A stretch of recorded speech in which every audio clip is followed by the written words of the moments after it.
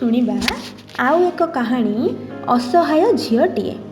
परिवेषण शिवाशीष महंती।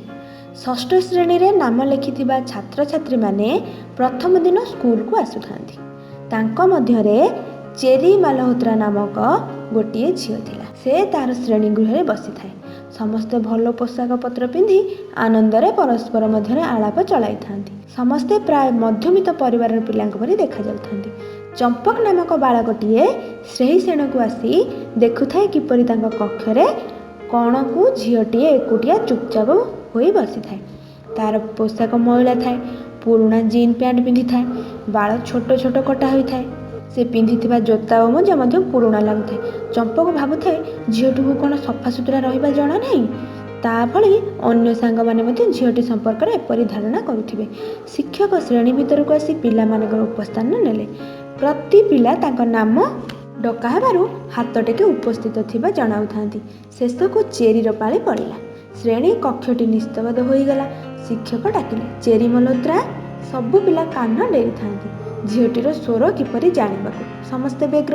ଶେଷରେ କକ୍ଷର ପଛପଟରୁ ଏକ କ୍ଷୀଣ ସ୍ୱର ଶୁଭିଲା। ଜଣେ ଛାତ୍ର ଥଟ୍ଟା କରି କହୁଥାଏ, ଚେରି ତା ସାର୍ଟର ହାତଟି ଦେଖାଉଛି। ଜଣେ ଛାତ୍ରୀ କହୁଥାଏ, ବୋଧହୁଏ ଏହା 100 ବର୍ଷର ପୁରୁଣା। ଏପରି ବିଭିନ୍ନ ପିଲାଙ୍କ ଥଟ୍ଟା ମଧ୍ୟରେ ଶ୍ରେଣୀ କକ୍ଷଟି ମଧ୍ୟ ଏକ ହାସ୍ୟରୋଳ ଖେଳିଗଲା। ଚମ୍ପକ ମଧ୍ୟ ଠୋ ଠୋ ହୋଇ ହସୁଥିଲା। ଚେରି ବିଚାରୀ ଯେତିକି ଲଜ୍ଜାରେ ମ୍ରିୟମାଣ ହୋଇଥାଏ, ସମସ୍ତେ ସେତିକି ଆନନ୍ଦ ଲାଭ କରୁଥାନ୍ତି। ସମସ୍ତେ ଭାବୁଥାନ୍ତି, ଯାହା ହେଉ ସ୍କୁଲରେ ପ୍ରଥମ ଦିନଟି ଥଟ୍ଟା ତାମସାରେ କଟିଗଲା। ଚମ୍ପକ ଲକ୍ଷ୍ୟ କରୁଥାଏ କିପରି ପ୍ରଥମ ଦିନ ନୁହେଁ, ବର୍ଷ ସାରା ଚେରି ସମ୍ବନ୍ଧରେ ଷଷ୍ଠ ଶ୍ରେଣୀର ପିଲାମାନେ ଚର୍ଚ୍ଚା କରୁଥାନ୍ତି। କିଛି କଥା ନଥିଲେ ଚେରି କଥା ହିଁ ପଡ଼େ। ଏପରି ପିଲାମାନେ ତାଙ୍କ ଅବସର ସମୟ କଟାଇ ଦିଅନ୍ତି। ତା ଜେଜେମା ପିନ୍ଧିବା ପରି ପୋଷାକ, ସାମନା ଦାନ୍ତ ନଥିବା ମୁହଁ, ମଇଳା ପୋଷାକ ଆଦି ସମ୍ବନ୍ଧରେ ଘଣ୍ଟା ଘଣ୍ଟା ଧରି ଆଲୋଚନା ଚାଲିଥାଏ। ଚମ୍ପକର ଜନ୍ମଦିନ ପଡ଼ିଲା। ସାଙ୍ଗମାନେ ପଚାରିଲେ, ସେ କାହାକୁ ତା ଜନ୍ମଦିନ ଉତ୍ସବ ପାଇଁ ନିମନ୍ତ୍ରଣ କରୁଛି। ଝିଅମାନେ ମତାଇଲେ ଯେ ଚେରିକୁ ନିମନ୍ତ୍ରଣ କର। ସେ ଭୟ କରିଗଲା। କେମିତି ଏ ଭିନ୍ନ ଧରଣର ଝିଅକୁ ନେଇ ସେ 2 ଘଣ୍ଟାର ଉତ୍ସବ ପାଳିବ। ଅନ୍ୟମାନେ ବିରକ୍ତ ହୋଇଯିବେ। ତଥାପି ସେ ଆହ୍ୱାନକୁ ଗ୍ରହଣ କଲା। ବଡ଼ ସାହସର ସହିତ ସେ ଚେରି ଆଡ଼କୁ ଆଗେଇଲା। ସାଙ୍ଗମାନେ ସମସ୍ତେ ଚାହିଁଥାନ୍ତି କ'ଣ ଘଟିବାକୁ ଯାଉଛି। ବହୁ ସଂଯତରେ ଯାଇ କହିଲା, ଚେରି, ଆସନ୍ତା ଶୁକ୍ରବାର ଦିନ ମୋ ଜନ୍ମଦିନ, ଆମ ଘରକୁ 2 ଘଣ୍ଟା ପାଇଁ ଆସିପାରିବ? ଚେରି ମୁହଁ ଶୁଖିଗଲା। ସେ ତା ମଇଳା ହାତରେ ମୁହଁ ଘୋଡ଼ାଇ ଦେଲା। ଚମ୍ପକ ନିଜକୁ ଧନ୍ୟ ମଣୁଥାଏ ଯେ ଏପରି ଜଣେ ଅଭାବୀ ଝିଅକୁ ସେ ଦୟା ଦେଖାଇ ନିମନ୍ତ୍ରଣ କରିପାରିଲା। ପର ମୁହୂର୍ତ୍ତରେ ସେ ନିଜକୁ ଧିକ୍କାର କଲା। କିପରି ସେ ଏତେ ନିଷ୍ଠୁର ହୋଇ ଝିଅଟିକୁ ହାସ୍ୟାସ୍ପଦ କଲା। ସେ ପୁନଶ୍ଚ ଚେରିକୁ ବୁଝାଇବାକୁ ଚେଷ୍ଟା କରି କହିଲା, ଚେରି, ତମର ଦୁଃଖ କ'ଣ ପାଇଁ?